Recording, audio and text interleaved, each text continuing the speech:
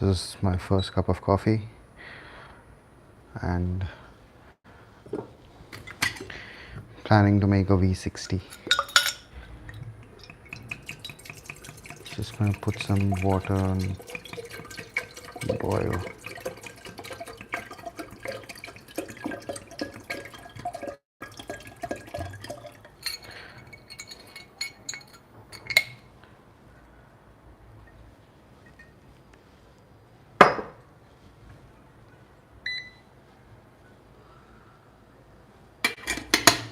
So I put my kettle on boil to 92 degrees. Today we are making this Rossette coffee, Ratnagiri Koji Naturals.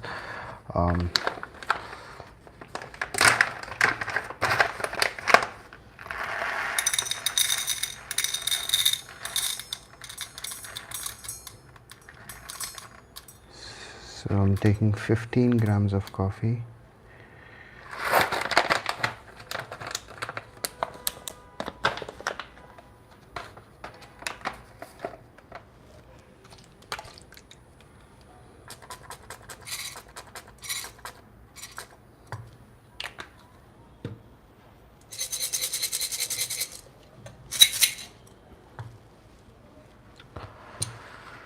All right, 15 grams of coffee.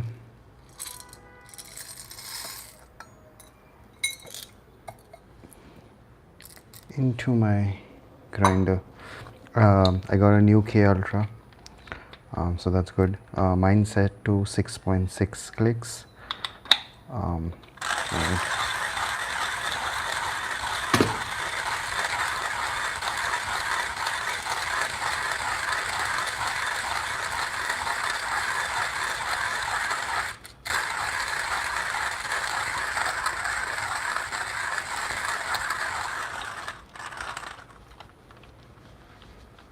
Okay, looks like this is done.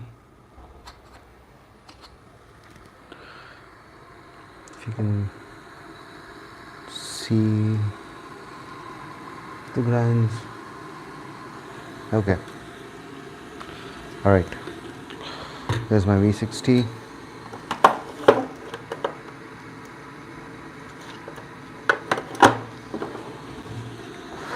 Here's my filter paper.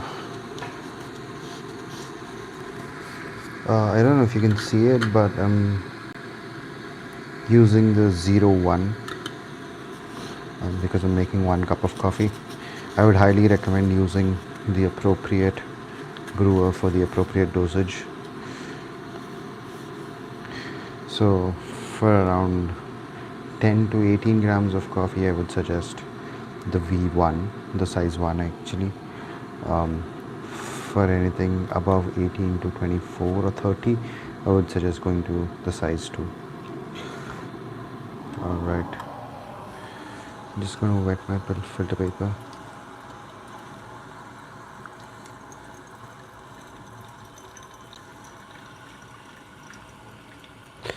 This is a neat little trick that I learned. If I use something to hold the filter in place, it kind of pretty much does a good job of re-wetting the filter. Okay, so that's done. Just going to discard this.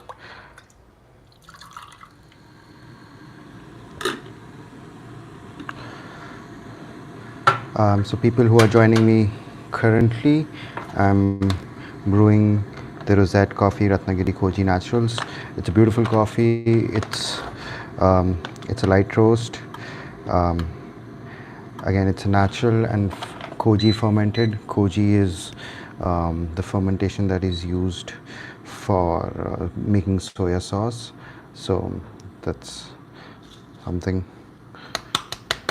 Okay, that's 15 grams in. Level the bed. All right. So my pour structure is going to be pretty much simple. It's going to be 60 grams for plume, another 100 grams after 45 seconds, and another 60 grams. Sorry, 80 grams at the end. So Just going to keep my, okay, that's 60 grams. I'm going to do a swirl at the end. I don't swirl during the bloom. For me, it just makes the fines go, it pushes the fines towards the filler paper, so I don't like that. It kind of clogs the brew, so I'm not going to do that. It's already 30 seconds. This coffee is, it tastes better on a V60 just because of the, okay, it's 45 seconds, so another 100 grams. I'm going to keep it pretty much slow. I'm not going to do an aggressive pour. I'm going to keep the spout as close as possible. So 60 and another 100 grams would be 160 grams. Up to 140, 150, and 160. The last pour would be 80 grams. Yeah, so this coffee does pretty good on a V60 just because of the flavor notes. It's pretty acid forward, so it has great acidity, something like basically the tasting notes are cranberry, red apple, apricot preserve, and blackberry. It does give a lot of apples, like it's just like you're biting into an apple. Okay, and the last pour up to 240 grams. Again, keeping it very slow and gentle.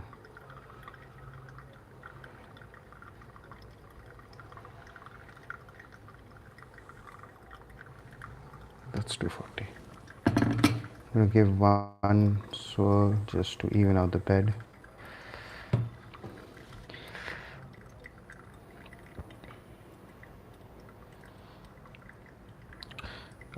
So the next pour I did was around 1 minute 45 seconds, and right now it's almost drained out, and I'm around 235 to 40, so right about time. I've usually gotten brews around 215 to 245, which tastes great. Anything above that, I've found it to be a little bit astringent, but again, adjust to your taste. Okay, smells great. This is what I like. Waking up to amazing coffee.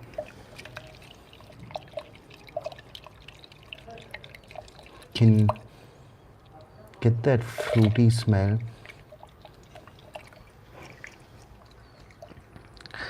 Kind of if you've like put jam in hot water, just how it would smell. So that's how it smells right now. It has really good malic acidity, so kind of reminds you of biting into crisp red apples. And I'm not kidding when I say that.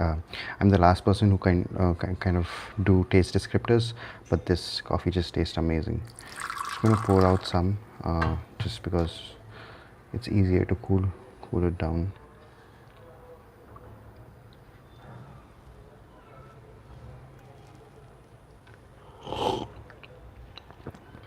Yep.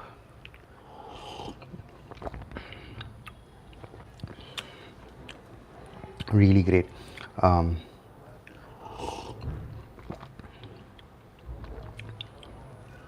Beautiful coffee.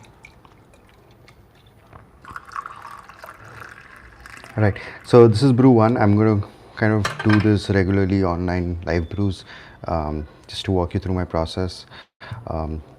Anything that you like me to cover, any brew method that you like me to cover, just let me know in the comments. I'll be happy to do that. All right. Bye.